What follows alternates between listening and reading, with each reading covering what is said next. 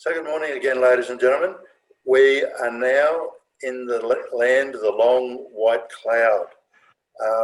And behind Lawrie, you can see the clouds represented in the white structural elements above the Karri forest.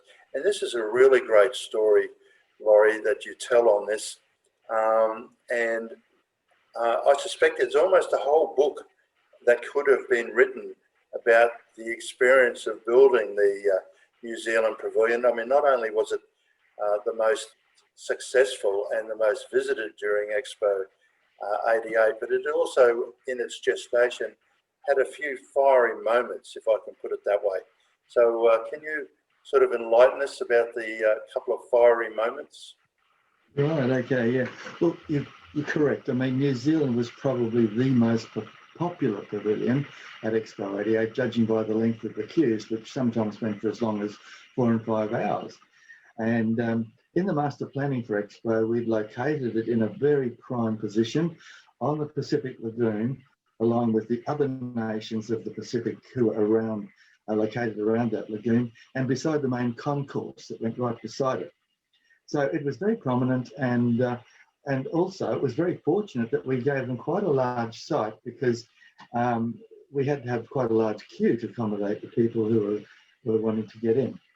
And so the important thing was that what they wanted to do as part of their pavilion exterior was to create something that's very significant and appropriate to New Zealand, is the Karri forest. The Karri trees behind me there, that's just a small section of the lower part of trees that can sometimes get up to 40, 50 metres high.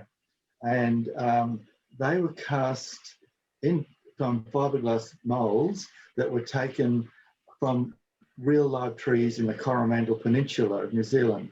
And there were 7 trees originally to go into the this little area outside the pavilion beside the lagoon.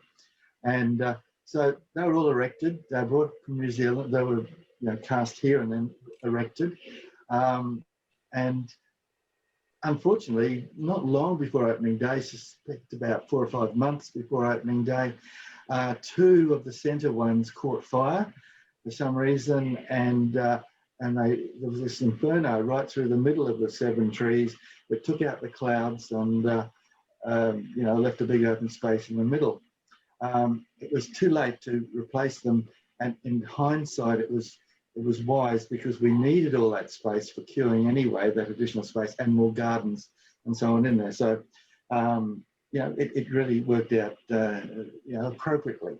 Because beside that, then we'd also located a big area of basalt boulders tumbled beside the edge of the lake shore, and into that we had misting to simulate the volcanic activity that you see in Rotorua. And then in addition to that, we'd also taken water, recycled water from the lagoon to the top of the sun sail, and then it cascaded down into this area of rocks as well. So that was another element. And then beside that, on the other side, towards the southern side of the site, there was a little stream that meandered down through the area into the Pacific Lagoon, and we needed to get people across that.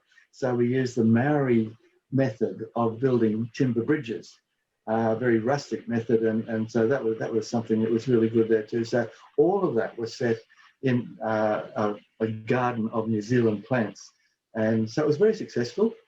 And it was just one of those places, one of those many places that we had on Expo that had the true character of the particular part of the world, and that just created that magic environment that changed every few metres as you walked around the site.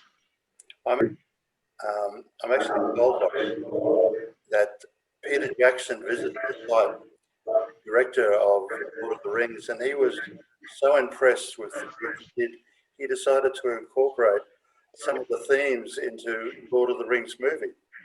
Now, I bet you've never heard that story before. I hadn't, no, not at all. That's interesting to know, yeah.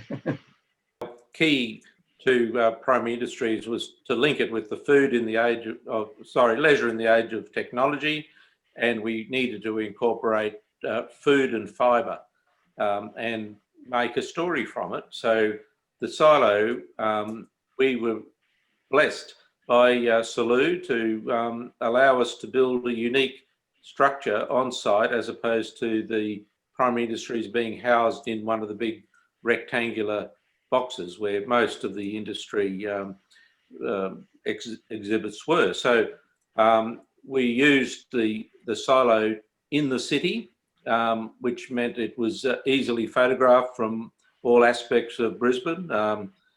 Unfortunately, we were down one end of the site which was less photographed than the other end, but that's just me being an observer. We just thought that the use of bright colours to try to get flamboyance into the culture of agriculture and aquaculture was the thing to do, and it related to the tourism aspects of leisure. So I think that a lot of the pavilions there did promote food in its best light, and as I said, fresh. We introduced the fresh food bar, and that became part of the culture of most supermarkets and outlets since Expo. To say good morning. Thank you both. You've been really helpful again, and we'll no doubt catch up. Everyone have a really great Christmas, and thank you and good morning.